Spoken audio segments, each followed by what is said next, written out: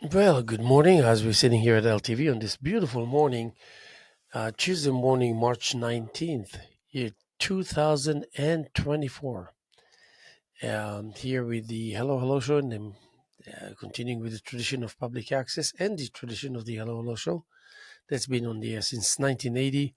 Of course, not to fail to mention the contribution by Fraser Dougherty and Francis Ann, and of course the likes of you out there that make it your business to enhance and fortify this wonderful concept called public access, as it is access in the hands of the public, but the system itself is designed so not only that by nature it is friendly, but also accommodating, encouraging, initiating, inspiring, and so much more that I can think. It's actually very interesting when it comes to public access. Um, Anything you want to describe it by way of all the good feelings, the good vibes, the good energy that it helps generate. Uh, Everything is right. Everything is right, exactly where it's supposed to be. You can't go wrong by um, uh, uh, misdefining. So anything will come out of your mouth in by way of trying to describe what it's all about will be pretty accurate. So, of course, as I get to sit here for many years, I've been with LTV for 37 years, 26 out of them here with the Hello Hello Show, and um, things become a no-brainer. Even though to begin with it was a no-brainer, because for me the concept worked, for me the concept appealed, and also gave me a, a directional stage that suggested all the good things that otherwise I would have to really work hard to find myself functioning on the variety of stages that I find myself functioning on now. And the interesting thing is that it's actually one and the same.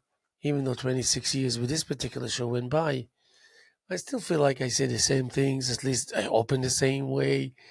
I generate the enthusiasm and inspiration to a 1 hour monologue, which early on used to be a 2 hour monologue.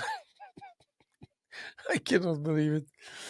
And and I find myself leading myself very comfortably and very meaningfully to an unknown subject matter, supposedly, even though the subject matter is one and the same, and it's fixed and embedded into the surface that is suitable to accept this print and this impression.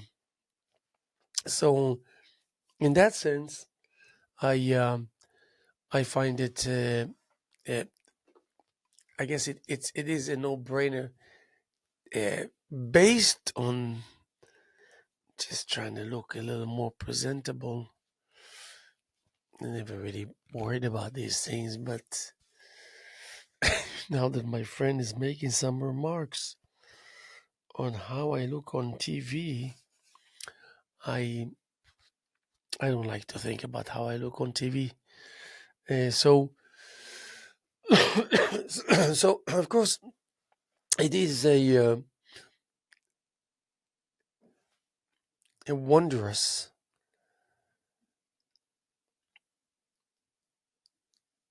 constant becoming of something that is ready to be grabbed, ready to be manipulated, ready to be actualized. And I know very few people that, well, I know a lot of people who are aware of the existence of this kind of ingredient that is very potent, but very few that we would be willing to to search for a real meaning, or to search to what extent this realization or concept runs, how deep does it run, and how is it that the one can benefit from. I always think about the world because I'm a part of the world, and I don't need to talk about myself. I I gather all the sensations relating to the world by way of how my actions are affecting the world, or what is the potential of the effect of my actions when it comes to the world across from me. And that includes me, of course, so I don't have to really be to personalize it, It happens to be extremely easy for me or the likes of me because I'm an artist. And it's very easy to draw the relevance to most of my feelings and reservations to art, from art, through art, about art, by art, because of art, due to art, with the help of art. And and more than once I find myself swimming in this magical liquid that takes me to territories that are very intriguing.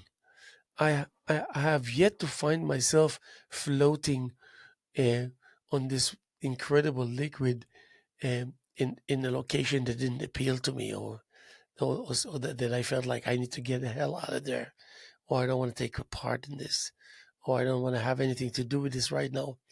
It's always yearning to achieve this completion, a sense of completion.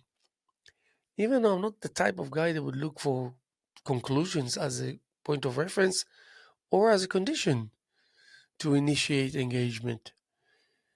And yeah, I speak of the world. I speak of you out there, individuals. I speak of you who make it your business to paint paintings, and I speak of you who never ever, not only that, never ever painted a painting, never had any thought that you could do or should do or want to do. It was just it wasn't a factor. But when I say it runs deep, I mean it runs deep into some kind of recollections of forefathers that we know very vaguely what it is. Like, for example, with me, I don't know about my grandfather. I'm named after my grandfather. I've never seen I never met my grandfather and yeah, both my grandfathers were long gone when I was born. And my grandmother was more like keeping to herself, like, and definitely not shy about telling you how she feels about you. And usually it wasn't so good, so encouraging. She had zero tolerance for people who could not speak the language that they do properly. Um, I mean, I could understand that to a certain degree, to a certain extent, because my language, whether it's Hebrew or French or English, and it's nothing to write home about. I'm just like yawning because I didn't get to sleep that much last night for the right reason. Kept myself really busy, experimenting and trying to prove to myself that that which is I find myself engaged in is not in vain.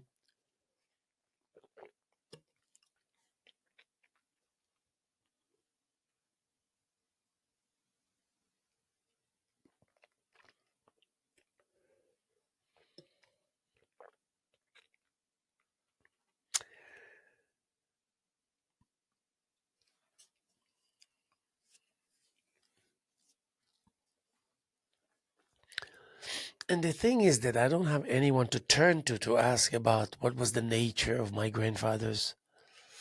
Who were they?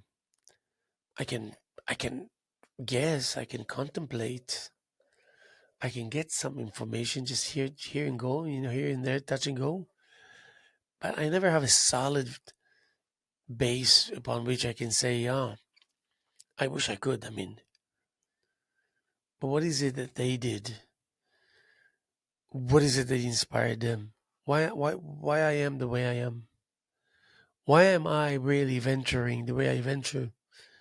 And how is it a part of the business of the world, or the world making a point to try and benefit from every action of everyone that resides on planet Earth? And lucky for us, uh, uh, the world is selfish because it wants to take care of itself. I mean, if the world wasn't selfish, I don't think would be existing as we speak now, because it knows about the action of mankind. So it has somewhat of a preemptive attitude in place, because it knows that these creatures that occupy and inhabit the planet are mostly up to no good. Too emotional, too reckless, too irresponsible, too maybe lazy, even for that sake. So, if you happen to be someone who is engaged in an artistic medium, then you can always filter that through that medium. You can find yourself wondering, doubting, being sure about, not being sure about, resolved, all the aspects of from solid to experimental through the engagement uh, of that medium. And if you have a place like a shrine, like a studio, like a place where you can really um,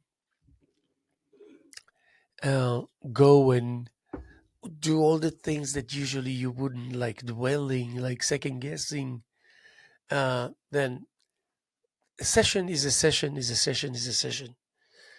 I used to many times in the past go to my studio that I used to have for about 17 years. I was the luckiest man on planet Earth to have this studio right smack in the heart of Springs, right next door to Jackson Pollock, just next door to Ashwa Hall, next door to all these footsteps of people with goodwill that stopped at nothing to find themselves in the journey of search and research and discover and recover, and I'm there in the midst of it. So I would sometimes rush and rush and rush and rush to get to wherever I am, from wherever I am to get to the studio. And I open the door and I go in and I know what I need to do. And then I find myself, for lack of a better word, frozen. Um, maybe um,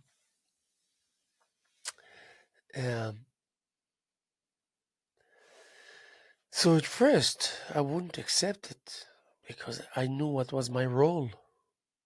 Especially if I ended up in my studio, I knew that why I was there. I wasn't there to do anything other than painting.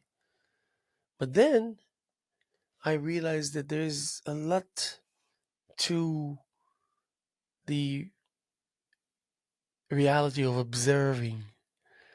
So I adapted to being able to observe. So I would observe my surrounding, my work, my progress. I observed that which I was supposed to create at that moment, which I will not in the sense that I'm used to, but realizing that by observing is a part of that level of creativity. So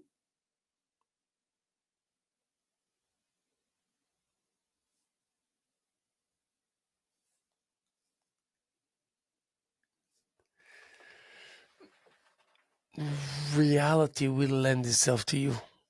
When you will make reality feel that you're resolved in the way you feel and in the way you act and react, it will definitely yield and extend a hand.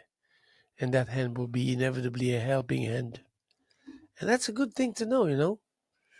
That's a good thing to be aware of. Especially in a world like ours where we live, is with people that can be pretty dispersed and clumsy with their thoughts and feelings, and with all the desires in the world to be organized and to be focused, and failing still nevertheless, and accepting it as an extension of faith and destiny, and having no one in their lives to come and tell them that they not only might be wrong, they're probably most certainly wrong. And here's a way to look at it. Here's a way to establish a plan B, so to speak, or an extra attitude, so you can kind of achieve the relief that you so need, um, with your own actions, with your own doings. And once you're active in the realm of art, it's, we already know that. I don't need to tell you that it's a guarantee that good things will happen. It's a guarantee that good things will happen. It's a guarantee that good things will happen. And therefore you continue. Therefore, it gives you strength to realize yourself through the rubbles.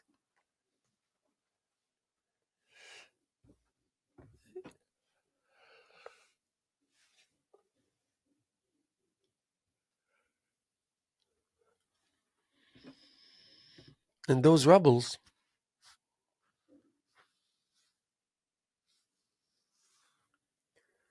are the most precious commodity that we can ever come up with. And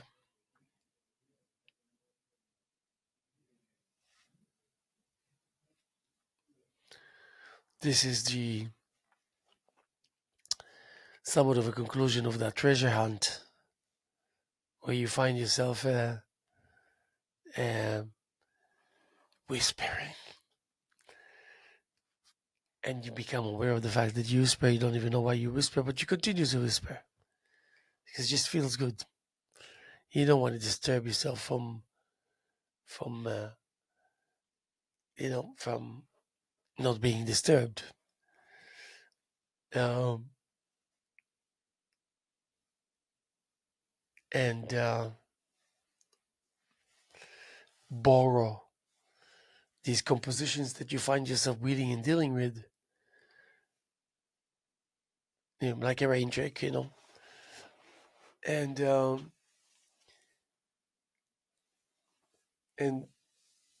and this journey become a journey of gliding and hovering, and still nevertheless maintaining the its dignity of that composition coming to life, and a reaching a reaching out scenario, uh, where you look around and you see also familiar company, and that familiar company makes you feel good, even more reassuring you that you're on the right track. I sometimes and I'm in the midst of one of these kind of creations that I know I can overwhelm the surface. I know I can make the surface, I can turn the surface mute forever, eternally. I know I can put an end to many scenarios that supposedly has potential in standing in my way. But I don't look at it anymore this way, especially because I know that I know about those things, and about certain things that I need to remind myself sometimes that I know, because it's important, because I will react in a way where I shouldn't have reacted that way, because I forgot for a second, or maybe overlooked for a second. So now I'm reminding myself of the yeah I don't know, the that guarantee for freedom, that guarantee for for freestyling, that guarantee for abstracting, and and that guarantee for accepting things closer to you, even though you don't really believe that it's so important, and even though that you believe that you can do without, like impressionism, for example, or expressionism. Like, sometimes I get so annoyed, like, give me a break with this expressionism, whatever, abstract or anything else. Give me a break with this impressionism, whether abstract or not. Like, what are we trying to tell ourselves? In the 40s, when they came up with these concepts, it was fresh and new and exciting kind of thing. And, but, quickly enough, if you know what we know today, if they would have known what we know today in the 40s, they wouldn't dwell so much into the concept of abstract expressionism. The world would have benefited much more if the world was taking itself just a little less seriously, and be more playful intentionally, and be more professional intentionally, instead of abstract, serious, coming to abstract through an abstraction kind of thing, because if you dwell so much, you have no way but having to use abstract out of abstract for a lack of understanding that you need to borrow from an external reality in order to make it more exciting and more of a surety for success and coming to fruition. So in the 40s, they came up with something incredible.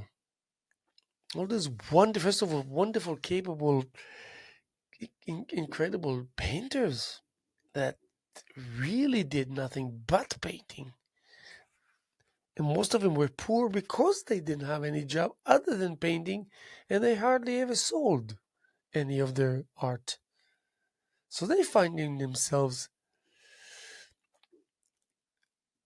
loaded with inspiration, with impressions, with expressions, with ideas, with images, with metaphors, with whatnot. And they putting it together and it works and they're discussing it. Then they go to their studios and they implement, they apply, and then they meet again, they continue to meet. And when they meet, they don't just meet and drink or meet and party. Yes, they do that, but they talk, they interact, they communicate, they interact, they communicate, they communicate.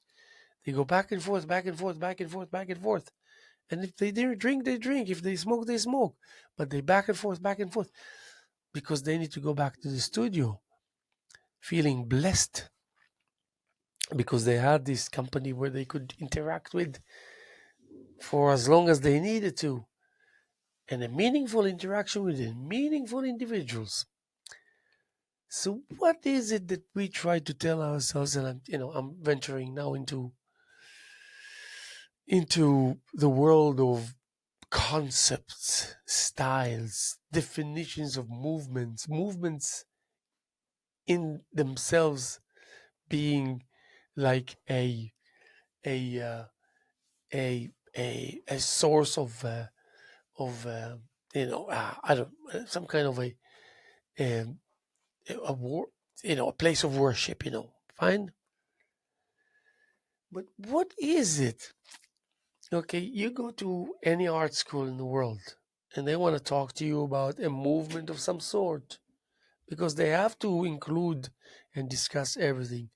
They cannot choose to exclude a certain movement, whether it's from that many hundreds of years ago or that many decades of years ago or any of such. Everything's got to come into the equation of blending with the necessary knowledge, becoming uh, educated accordingly. But whether it is the way I described it or not, it's still going to be the same style of wandering. So what are they trying to do? No, I shouldn't use the word they. What is it trying to tell us when they speak of uh, okay, so he says abstract expressionism and he says freestyling vis-a-vis expression. He says the impressions that actually can survive on his own behalf doesn't need help from anything. So these impressions become impressionism. But how about introducing that freestyle aspect to it without saying that it's abstract impressionism? So now I said a few things that probably if I was to be a student in an art school, they wouldn't really take a liking to it so much. Wait, what did you just say? We have abstract expressionism, we have impressionism, we have some kind of a modernistic aspect by way of a movement of modernism and realism and whatever. So what is it? Wait, can you repeat?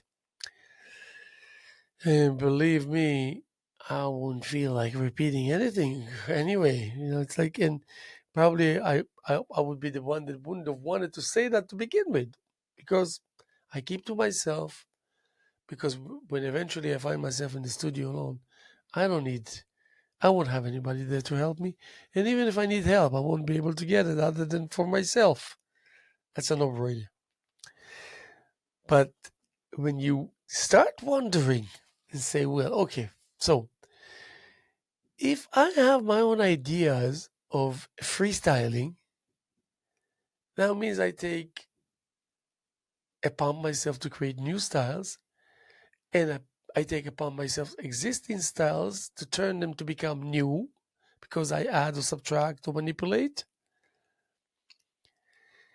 And above all, I utilize every aspect of it. I don't wait for me to be able to construct the composition completely as a condition before I even start painting or creating. This does not exist in my immediate vicinity, immediate kind of zone of action. And and when I say that, I'm actually trying to tell you, you should make it your business to think this way too. Because the world stands to lose a lot when one person decides not to care anymore, especially when it comes to arts. Not to care anymore. Not to care enough to say, I'm going to be painting today or writing a poem today. A dear price is going to be paid on the behalf of the lack of it.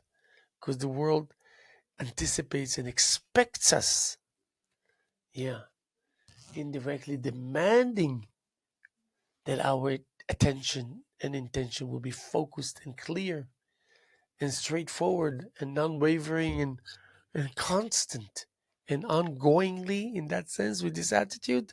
That's what the world needs. So that's why it's important that you want to say, okay, let me think. Instead of thinking about what the likes of Picasso or de Kooning and Hoffman and whatnot, all these wonderful, sweet, great geniuses, talented individual exploding with inspiration and whatnot. Instead of trying to figure out things related to their art vis-a-vis their art, wondering, trying to increase my understanding vis-a-vis wondering and searching and looking and examining.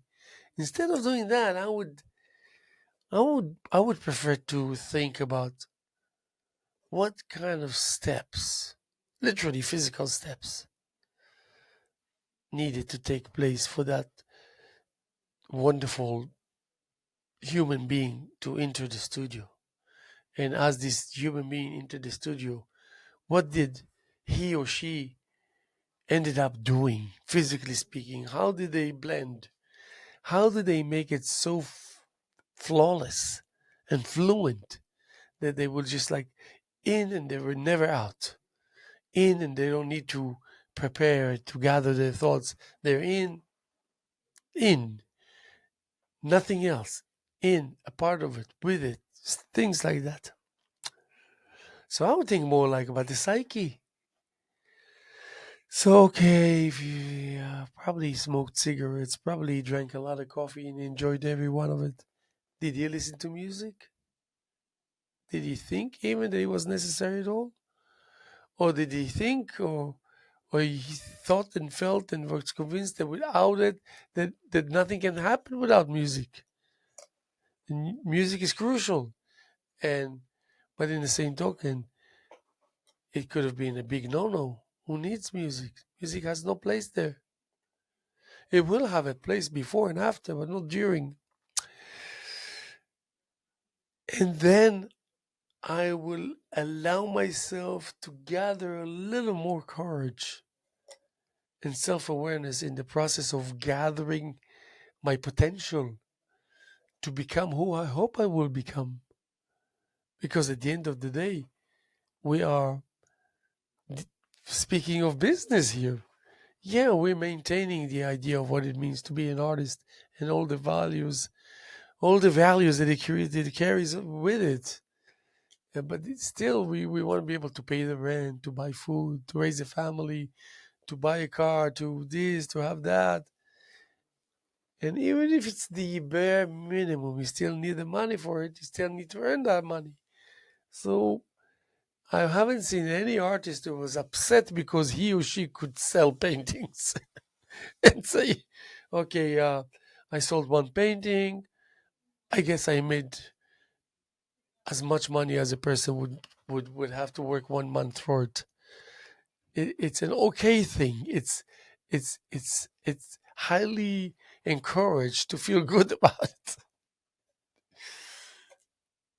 I remember more than once, for example, I can share that with you, that I a lot of people wanted to buy my work. It's just that they weren't ready to pay what I want them to pay, or at least close to it.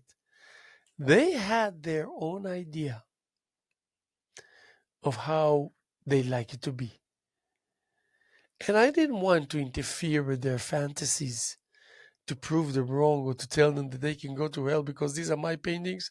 And now, for all the money in the world, they won't be able to purchase it. I am not the kind that will do that, say that, or think that I need to teach anyone a lesson.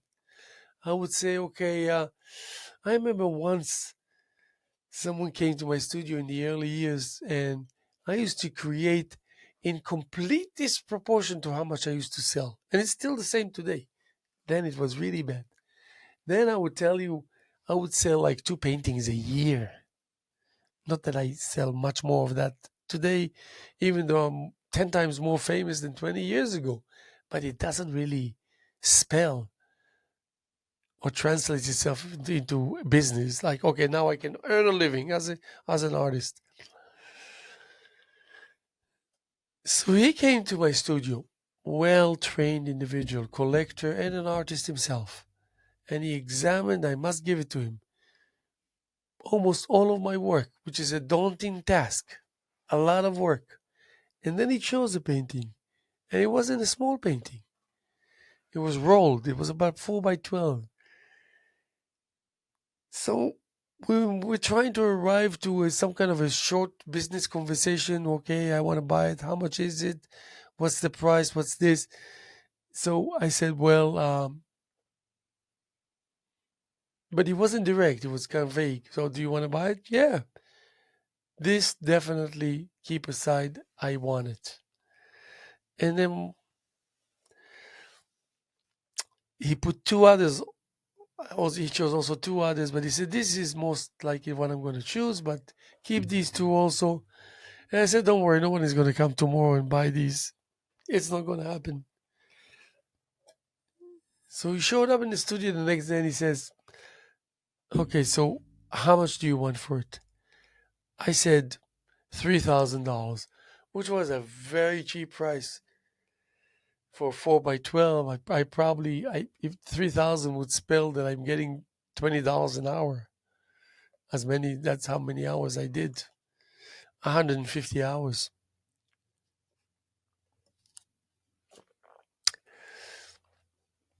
So I expected him to say yes, to be happy, to say, wow, that's a great price.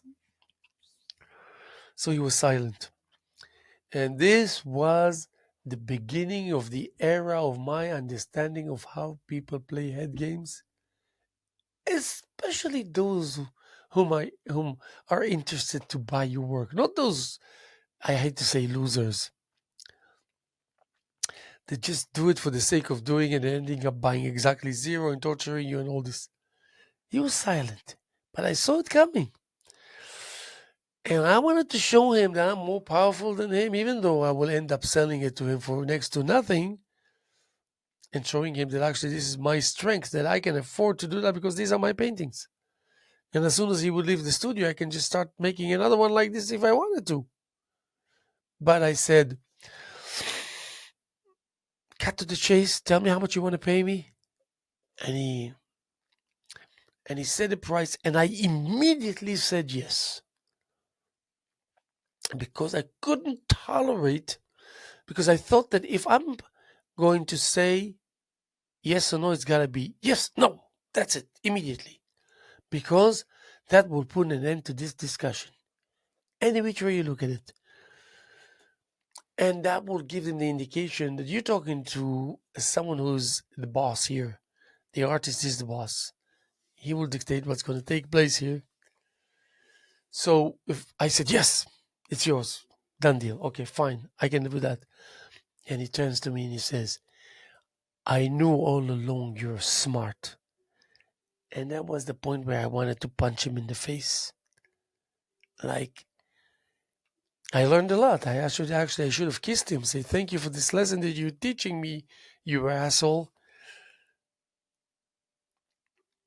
Um, but I let him indulge, and then I said no. But then you have to realize you're gonna have to write me the check or give me cash, whatever. Now, not a second later. It's gonna have to take place right now. And I knew all along that you're smart, that you will make the right decision. So inside me, I wanted to say, yes, jerk. You're absolutely right, jerk, asshole, loser, whatever, Like, okay, cut to the chase. Yeah. What exactly? What exactly you have to you can still add to this and still come across as halfway intelligent? Taught me a great lesson.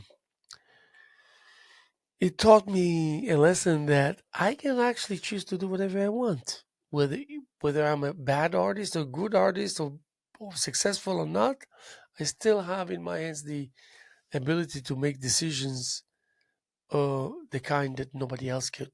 Because you're dealing with my creations.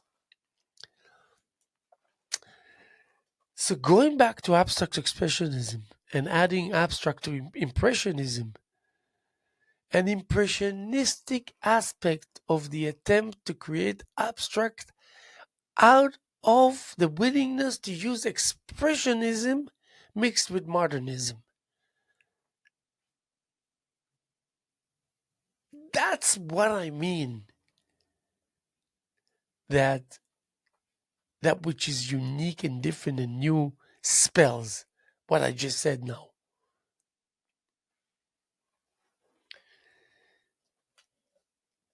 An impressionistic attempt vis-a-vis the expressionism of abstract, tunneling itself through the journey of maybe in a very freestylish aspect, modernistic.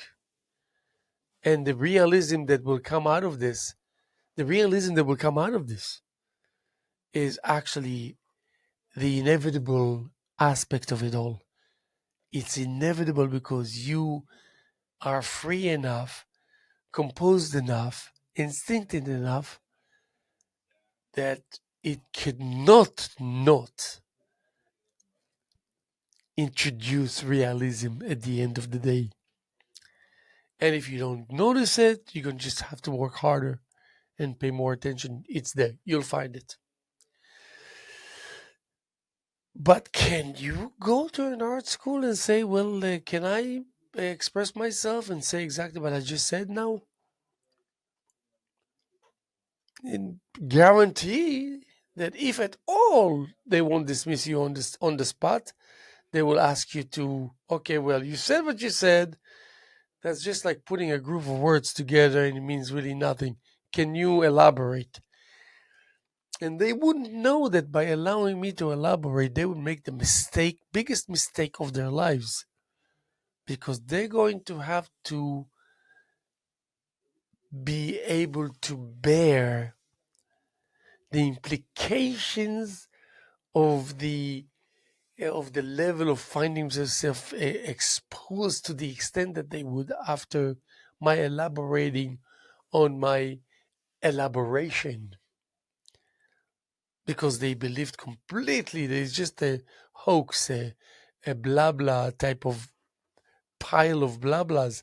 They didn't even live at the tiniest room that I might come through and deliver and give a coherent. But in the same token, when they came with the concept of abstract expressionism, especially with Jackson Pollock, people were amazed by something that they could not gather enough to even understand what it is.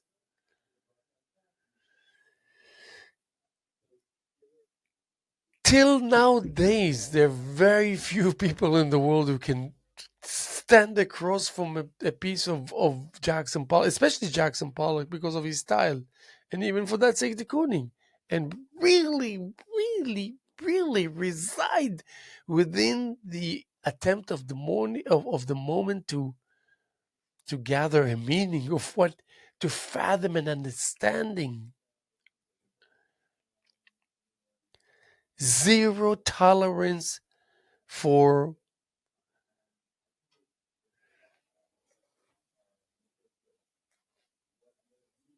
that attention much needed to gather some sense and some logic and some what's just happening here. So brushing through like cruising through like, and you're not here anymore, and then when you leave, you claim that you've been there and you observed nothing, you got nothing, you experienced nothing, nothing meaningful at least. You were just there. But on the other hand, if you went there in order to do exactly that, then I give you a lot of respect also. As much as I would give you if you were to really understand that the real interpretation really needs your help. The interpretation of the masters, I mean, they didn't do the job in such a way that they completed the job. They did not complete the job.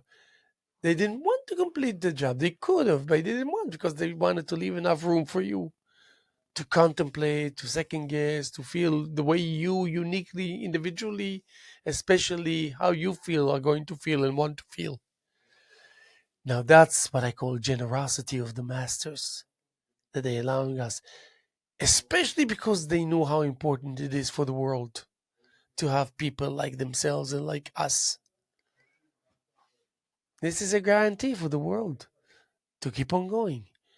Even if they choose to use nuclear weapons and intentionally want to destroy the world to the bare minimum core, I mean, it still will be meaningful for artists to introduce their work. And the introduction should not take place in a formal, well, it could, but it doesn't have to take its place in a formal setup, in a proper display. Just a display, only a setup will suffice. And I don't know where. And then you kind of count your blessings and realize that you're doing the right thing. And you realize that you're achieving on top of what you set yourself up to achieve, on the basis of that which you found very important, and creating another extra layer that happens to be just as important without it being defined and set up at the very beginning before you actually embarked on your journey. So next time when you sit around and think about abstract expressionism or impressionism or all this ism, I'm not making fun, don't get me wrong. Think to yourself, try to create an order inside you, especially if you're not an artist. Forget about being an artist. Especially if you're not an artist.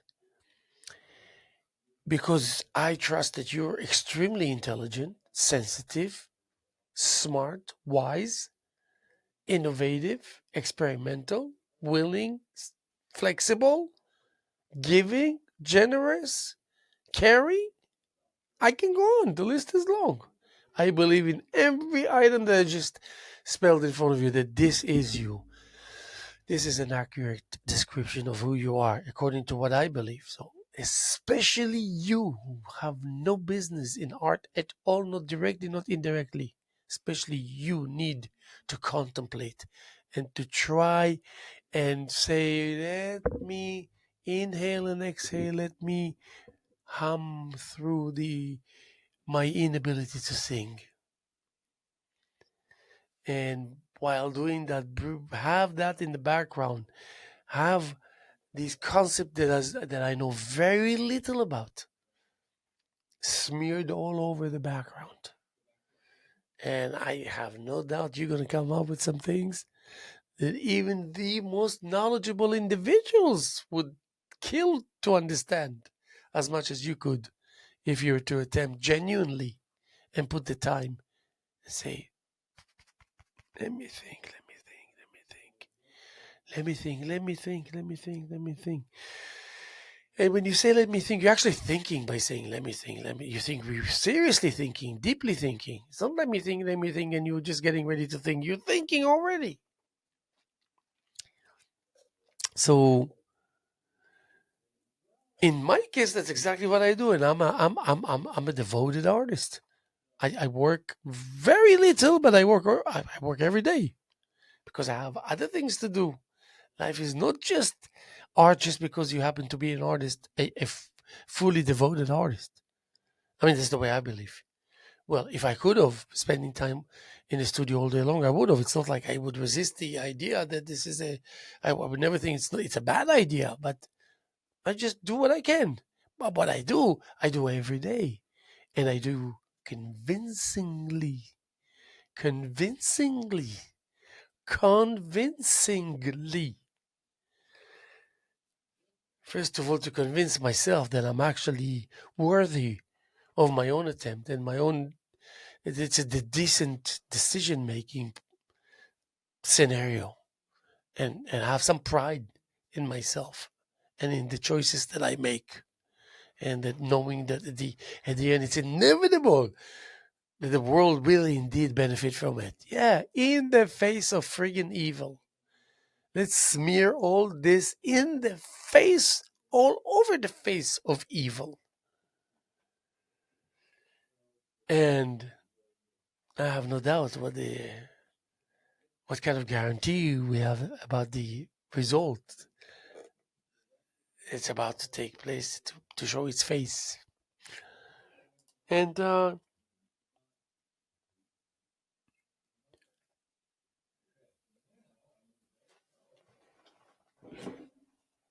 let me just check something before I.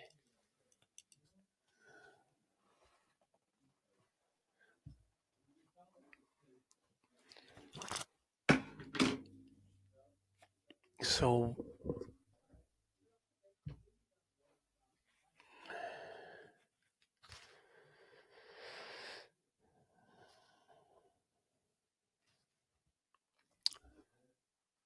those masters, they sat about 70 years ago, 70, 80 years ago, and they were wondering and they were concerned about the human condition and about the condition of the person that cannot help himself or herself but to create under any circumstances, no matter what. And they were so concerned and so taken by it that they ended up being completely convinced and certain that they must come up with something. And then at some point they had to stop thinking and contemplating and start, picking up the brushes and start implementing whatever it is by whichever way that they choose to be right, to be able to define a new concept. And if they're lucky enough to get to that point, to be able to come up with a name that will describe it properly. And then knowing in the back of their mind how fortunate they are that they have friends that are doing exactly the same things they're doing, and knowing very, very well that at some point they're going to meet soon and they're going to chat and talk and discuss. And and maybe even because they already gathered admiration towards one another, just by way of recollection of one piece of painting that I know about, this painting that he showed last year in this gallery or that gallery, left such a deep impression on me that I got to be very careful how I choose my words in front of this person, because he's a phenomenon. And you actually know that he thinks the same about you, because you know your self worth just as much as you know the worth and the value of that individual, because you know, because you are also capable to value and evaluate properly yourself.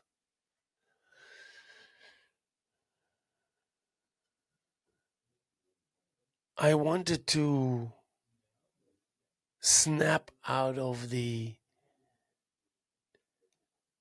necessity to feel embedded, this mustness that leaves you paralyzed until you realize that it doesn't have to be this way. Because until that moment, you thought that it's just like your destiny, your faith.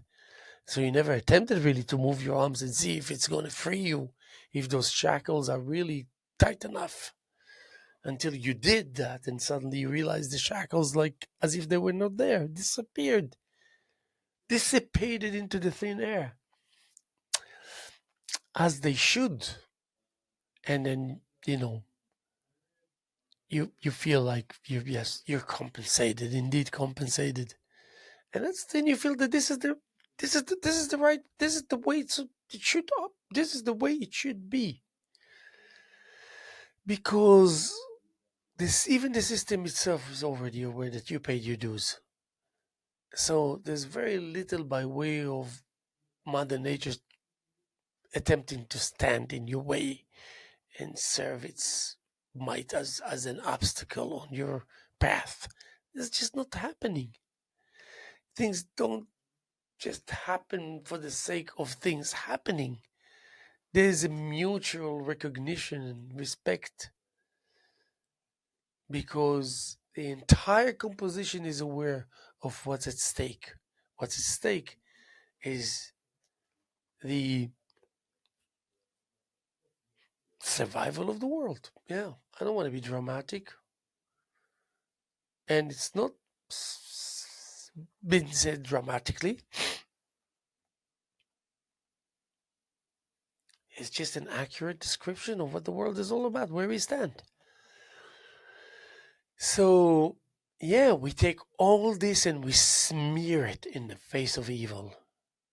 And we don't really have to smear it, we just have to paint it and to write it and to play it. And that will serve as a full body of work and an achievement, a gathering of results that will know itself what is the right thing to do. And I know from first-hand experience that once I initiated steps like these, it served me for a long time. That means I realized, because I thought once I implement one approach, one ingredient, and I would have to kind of keep on doing it. And I realized that it has such an incredible impact that you implement one and it lasts for a long time, if not forever. There's no such thing as kind of losing its intensity because it's so intense. It just keeps a straight face through the process as it should, because you, the artist, you're the epitome of keeping a straight face. This is the recipe of your success. That you always buy, but you never sell. It's a way of an expression that I heard once. I don't sell. I don't sell. I only buy. I said, yeah, good for you. I don't have money to buy, so and I have nothing to sell. So not a good scenario, no. But on a positive note, I just wanted to tell you, really, I'm sitting here and I do my thing, and I out of full body of regard and concern that I have for you all. And I want you to do things that will make you happy. I want you to do things that will make other people happy. I want you to believe that you should create because the world benefits from it, period. And I want you to be aware of the fact that the world needs it. And I want you to be aware that we cannot take it for granted. And I want to show you a way or two to do it. I don't want to come across telling you that I'm superior and I know better than you. No, I just know something that I think you should know too. And I think it wouldn't take long for you to get to get used to adapt, and to do the right thing and to become creative because you were never not creative. So that's pretty much it in a nutshell. So I apologize for something I don't really need to apologize, but I do. If I placed a burden on your gentle, delicate, meaningful shoulders, and that maybe if you were watching this, maybe wait for this second opportunity to watch it and pay a little more attention and realize that it is a kind of a treasure hunt. And art is a treasure hunt. We discover nothing. We only recover that which was discovered long time ago and was put in place, somewhat hidden, but still, nevertheless, having all the suggestions indicating of its existence. So we are sitting here on Tuesday morning, March 19th, year 2024, here with the Hello Show. And my name is Haim Mizrahi, continuing with the tradition of this wonderful concept called public access of the Hello Show and public access itself. And we're going to be here tomorrow as much as we were here yesterday and as much as we're here this morning, March 19th, year 2024, here with the Hello Show. And my name is Haim Mizrahi. Make it your business to come and visit us at LTV Studios as we're continuing with our monthly group art shows that I've been curating for 26 years here at LTV. On display, we have the women's show for this month through the first week of April. Um, um, Josephine Wusterschak, Joyce Raimondo, Teresa Lawler, Liz Sloan, Ellen Colcord, Fanyu Lin, Ava Rado, and who else do we have? I think Lenore Bailey. Yeah.